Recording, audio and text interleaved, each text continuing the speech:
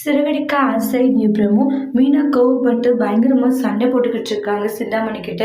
இந்த அளவுக்கு என்னுடைய விஷயத்துல தலையிட்டு இருக்கியா, நான் என்ன சொன்ன அப்பவே, ஆனா நீ என்னுடைய விஷயத்துல தலையிடாதுன்னு சொல்லியுமே கேட்கலன்னு சொல்லிட்டு போலீஸ் கம்ப்ளைண்ட் கொடுக்குறாங்க.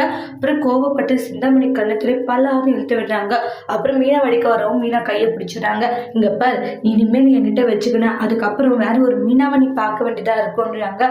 நானும் போனா போட்டோன்னு உன்னை விட்டு வச்சிருக்கேன், ஆனா நீ என்னன்னா ரொம்ப தான் ஓவரா போய்கிட்டு இருக்க, என்ன நினைச்சிட்டு இருக்க நீ மனசுல அப்படின்ட்டு சொல்லிட்டு கத்திக்கிட்டு இருக்காங்க. இங்க பாரு, நான் சொல்றத கொஞ்சம் பொறுமையா கேளு, நீ சொல்றது நான் ஏன் கேட்கணும் அப்படின்ட்டு பயங்கரமா மீனா சண்டை போட்டுக்கிட்டு இருக்காங்க சிந்தாமணி கிட்ட.